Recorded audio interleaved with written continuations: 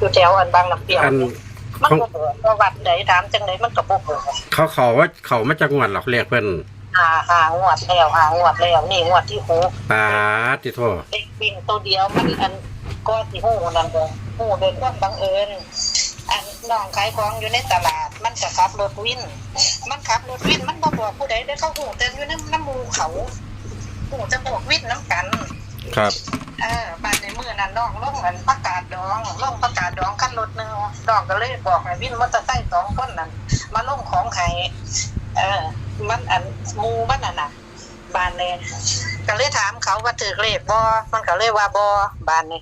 ไอ้ปูมันเอาหวยเลขวิ่งมามันเลยขับรถผ่านหน้าร้านมาบ้านเนี่ยมูมัน2คนที่ยกของให้น้องนะยกประกาศดองให้น้องนะมันก็เลยว่านั่นน่ะราคาน่ะถือเบิดปีมันวางสินะถือเลขเดือนละพันเดือนละ500เดือนละมันบ่ซื้อหลายปัดเขาเปียวเลขมาทางไหนมาโอ้ยเลขพระเพิ่นนิมิตเลขพากันว่าบนก็คือบนว่าล่างก็คือล่างบอกจังสี่เลยคือขี้แม่นแต่ว่าวันนึงก็3ตัวเดียวมันก็ได้1,000มันบ่เล่นหลายมันบ่กล้าเล่นหลายงวดแล้วนี่งวดที่6โอ้ยว่าเป็นจังบุญแน่เด้อว่ายังจะหาเงินหาทองยังแต่จังสี่อยู่ก็เลยไปขอร้องมันหอดบ้านจะตัวกันเด้อว่าจังได๋ก็จะตัวกันเด้อนะถามมันว่าวัดอีหยังมันก็บ่บอกมันก็วัดแพกอะไรไม่รู้มันฮู้อยู่แต่มันบ่บอกมันย่านเอาไปโอ้ย่านไปห้วยย่านรบกวนไปสิไปรบกวนว่าบ่ได้ไปรบกวนแล้วดอกไปกราบไปไหว้ไปขอบุญขอคุณแล้วก็เลยว่านะคันเลขหวงเลขแพงมันบ่อยากเข้าเด้บ่โตแล้วน่ะบ่หวงแต่มันน่ะบ่อยากให้ฮู้มองอยู่อันพระบ่อยากให้เลขน่ะมันบ่ได้หวงมันให้อยู่แต่ว่าบ่อยากก็บ่อยากให้คนไปหาเพิ่นบ่อยากให้มันบ่อยากให้คนไปหามันบ่อยากให้คนไปหาพระ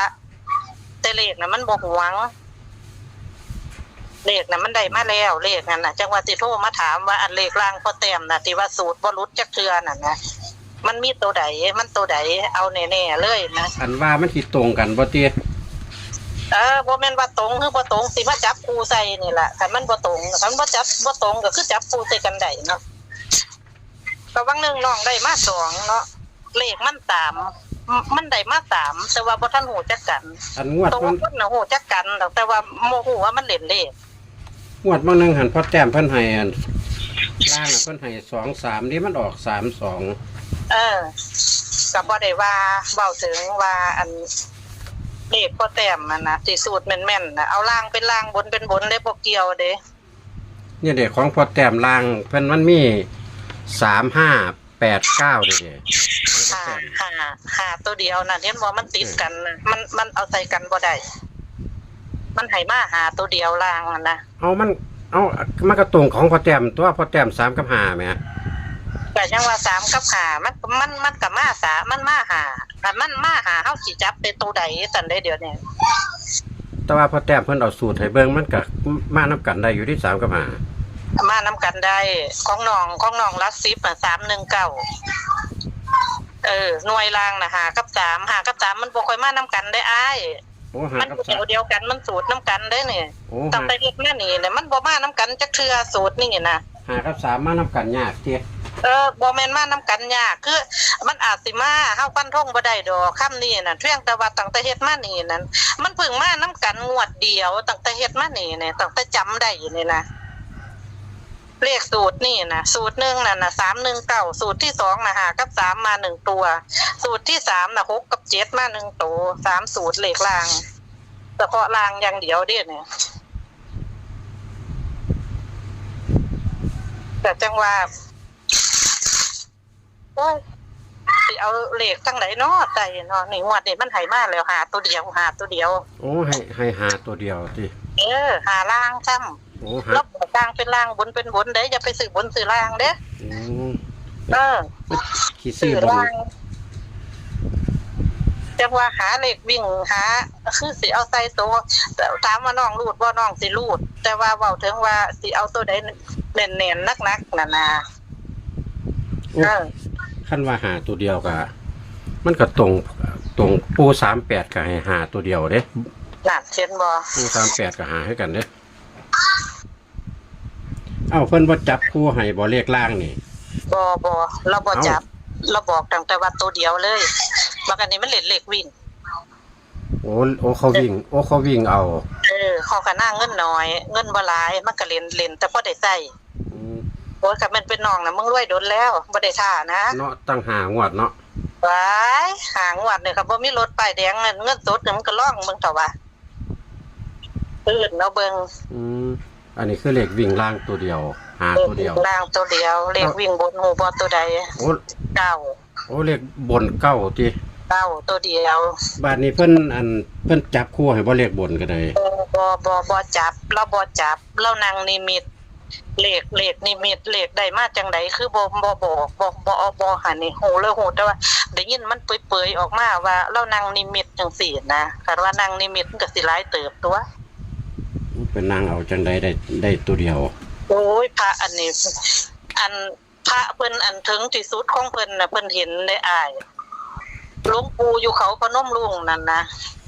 เราอีหยังก็เข้าห้องอีหยังก็แบบเป็นพระแท้ๆเลยนะหลวงปู่น้องนี่ล่ะแต่กี้เราเป็นเจ้าอาวาสอยู่บ้านเนาะนี่เว้าแนวนี่ฮู้เด้บ่แม่นบ่ฮู้เด้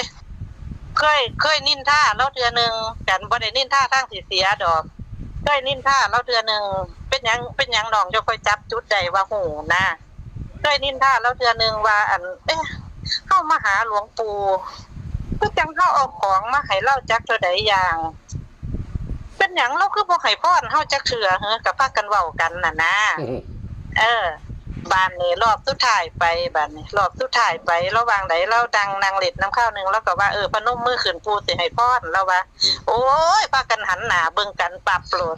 ว่าเอาละเด้อกูบัดนี้ได้ยินแล้วบัดนี้ว่าเราหูอีหลีได้นั่นแต่เราบ่บอกเราบ่ปากเราเว้าบ่ได้บ่แม่นธรรมดาเด้ออยู่เขาพนมรุ้งนะอยู่ตีนเขาพนมรุ้งประเภทย่างหายโตได้ได้นั่นนะบ่ธรรมดาได้นั่นนะ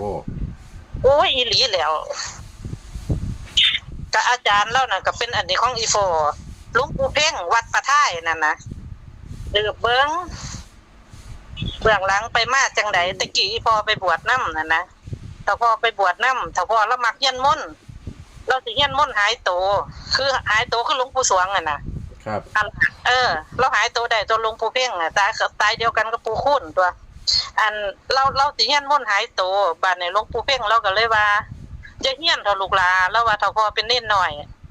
กันเฮียนมนต์หายโตนี่มันเอาลูกเอาเมียบ่ได้เด้มันแตะต้องโตผู้หญิงบ่ได้เลยโตต้องบวชตลอดชีวิตแล้วว่าบัดนี้เราก็เอามนต์ดูหมอให้พอมนต์นั่นงัวหายค่อยหายนะเราเอามนต์อันนั้นให้พอถ้าพอเราก็ได้เราหายโตได้เด้ครับเอาเลขนี่มักตัวใดเลขอันคันหามาบ่ครับก็สิเอาใจอันลัก10น้องนี่แล้วของปู่40นี่แล้วสูตรปู่40แล้วมันบ่เคยหลุดจักเทื่อเนาะ3ตัวน่ะ3 1 9มา1ตัวน่ะ